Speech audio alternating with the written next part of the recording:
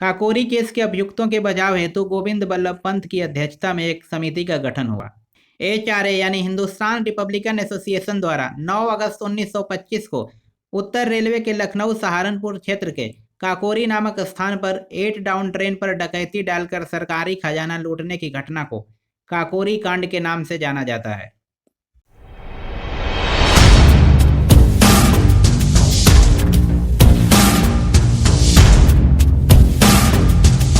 नमस्कार, exams questions के free video series में आपका स्वागत है। इस सीरीज में उत्तर प्रदेश PCS के पिछले 30 वर्षों में पूछे गए प्रश्नों का टॉपिक वाइज एनालिसिस प्रस्तुत किया जाता है।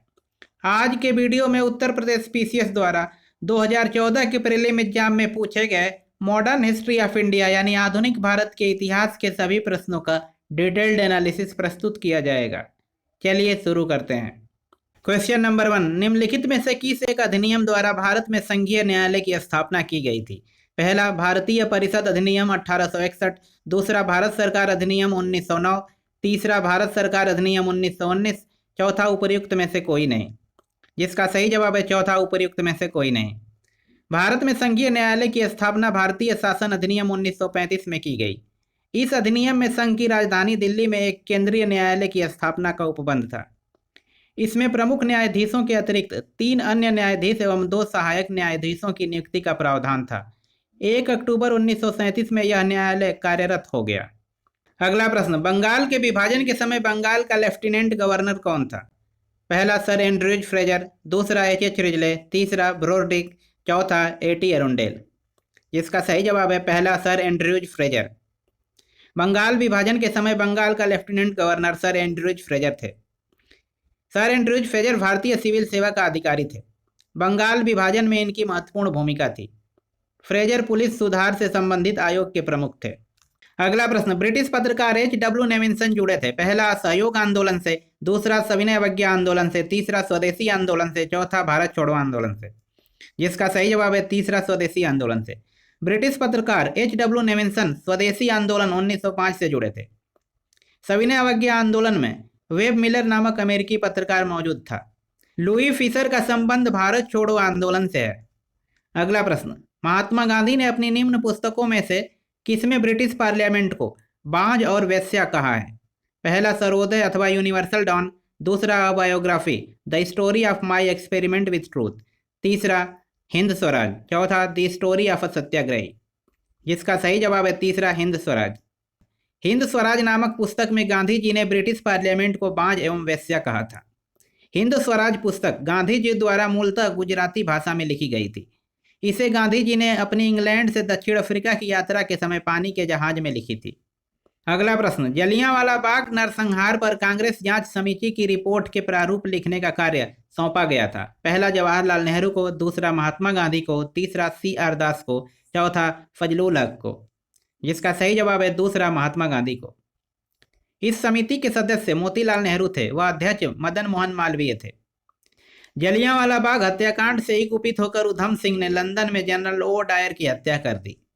अगला प्रश्न, महात्मा गांधी के साथ मुसलमानों में से किसने बाल गंगाधर तिलक की अर्थी उठाई थी? पहला, शौकत अली, दूसरा, मोहम्मद अली, तीसरा, मौलाना A.K. आजाद, चौथा, M.A. अंसारी। जिसका सही जवाब है पहला, शौकत अली। 1 अगस्त 1920 को तिलक की मृत्यु हुई। मृत्यु के बाद उनकी अर्थी को कंधा देने वालों में महात्मा गांधी, मौलाना शौकत अली और डॉक्टर सैफुद्दीन किचलू शामिल थे। इस समय शोक गीत का पाठ हसरत मोहानी ने किया था। 1 अगस्त 1942 को भारत छोड़ो आंदोलन से पूर्व इलाहाबाद में तिलक दिवस मनाया गया। अगला प्रश्न, इंडियन ओपिनियन पत्रिका के प्रथम संपादक कौन थे? पहला, M.K. गांधी, दूसरा, अल्बर्ट बेस्ट, तीसरा, महादेव देसाई, चौथा, मनसुख लाल नजर। इसका सही जवाब है चौथा, मनसुख लाल नजर। इंडियन ओपिनियन पत्रिका के प्रथम संपादक मनसुख लाल नजर थे। इंडियन ओपिनियन नामक साप्ताहिक पत्रिका का संपादन 1893 में दक्षिण अफ्रीका में किया गया। इस पत्रिका का प्रकाशन गुजराती, हिंदी, तमिल और अंग्रेजी में किया गया। अगला प्रश्न, दादा भाई नौरोजी के विषय में निम्न में से कौन सा कथन असत्य है? पहला, वह पहले भारतीय थे जो एल्फिस्टन कॉलेज बंबई में गणित और भौतिकी के प्रोफेसर नियुक्त हुए थे। दूसरा, 1892 में उन्हें ब्रिटिश पार्लियामेंट का एक सदस्य निर्वाचित किया गया था।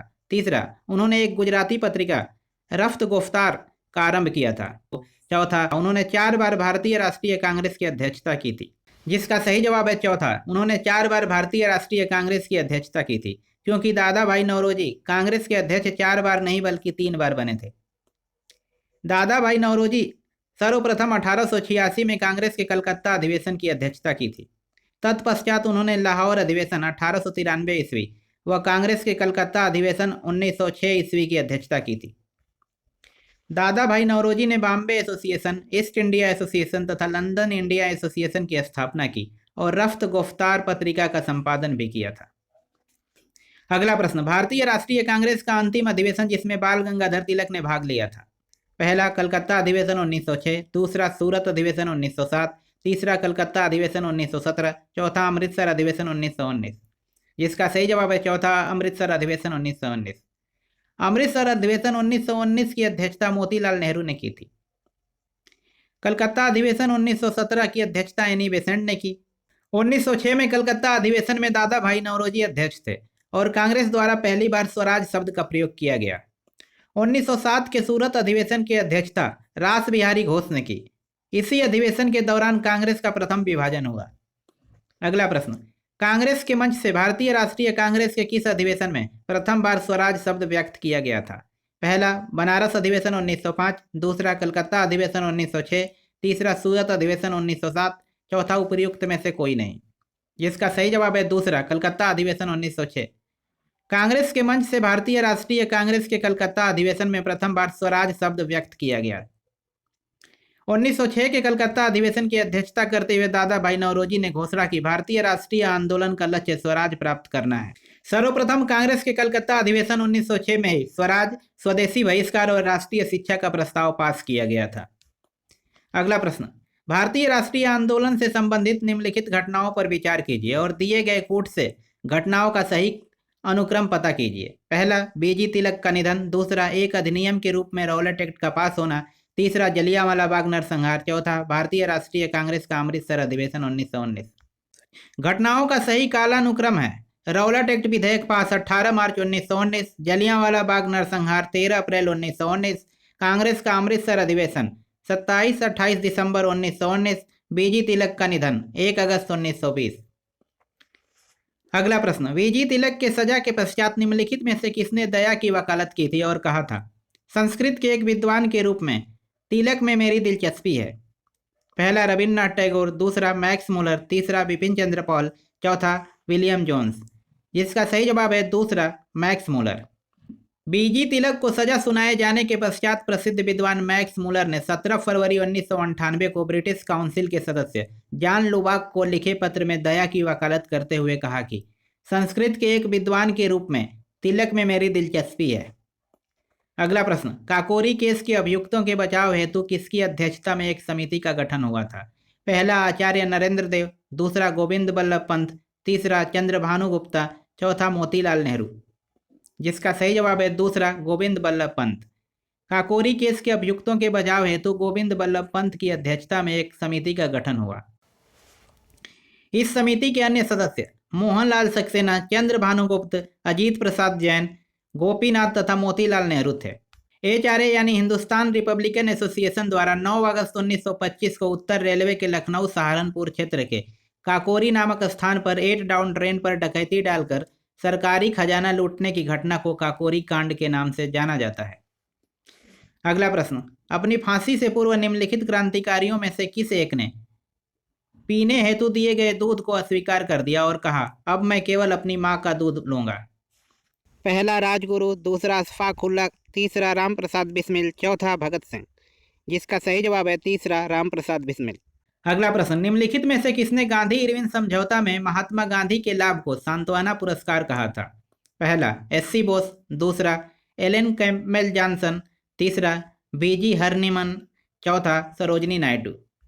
जिसका सही जवाब है दूसरा, Alan Campbell Johnson. Alan Campbell Johnson ने गांधी इरविन समझौते में महात्मा गांधी के लाभ को सांत्वना पुरस्कार कहा था।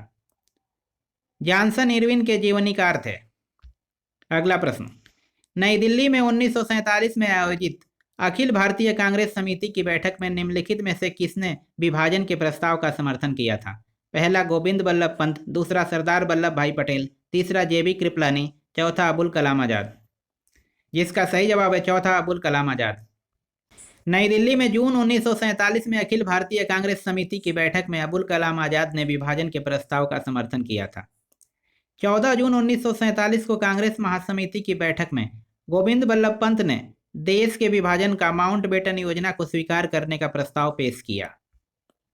इस प्रस्ताव का समर्थन अबुल कलाम आज़ाद ने किया, जो आरंभ में बंटवारे का विरोध कर रहे थे। अगला प्रश्न, भारतीय स्वतंत्रता विधेयक को राजकीय स्वीकृति प्राप्त हुई थी। पहला 18 जुलाई 1947 को, दूसरा 19 जुलाई 1947 को, तीसरा 20 जुलाई 1947 को, चौथा 21 जुलाई 1947 को।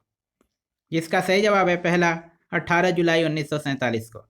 भारतीय स्वतंत्रता विधेयक को राजकीय स्वीकृति 18 जुलाई 1947 को प्राप्त हुई, जबकि 4 जुलाई 1947 को भारतीय स्वतंत्रता विधेयक को ब्रिटिश संसद में पेश किया गया था। अगला प्रश्न, निम्नलिखित में से किसने भारतीय राष्ट्रीय कांग्रेस के कराची अधिवेशन 1931 को महात्मा गांधी की लोकप्रियता और सम्मान की पराकाष्ठा माना है? पहला एससी बोस, दूसरा पट्टाभी सीतारमैया, तीसरा वल्लभ भाई पटेल, चौथा सरदार किशन सिंह। जिसका सही जवाब है पहला एससी बोस। एससी बोस ने भारतीय राष्ट्रीय कांग्रेस के कराची अधिवेशन 1931 को महात्मा गांधी की लोकप्रियता और सम्मान की पराकाष्ठा माना है। अगला प्रश्न, निम्नलिखित में से किसने 1947 के कांग्रेस कमेटी की बैठक द्वारा विभाजन के प्रस्ताव के पारित होने को राष्ट्रवाद का संप्रदायवाद के पक्ष में समर्पण के रूप में लिया है? पहला डॉक्टर किचलू, दूसरा पुरुषोत्तम दास टंडन, तीसरा जवाहरलाल नेहरू, चौथा वीजी पंत। जिसका सही जवाब है पहला डॉक्टर किचलू।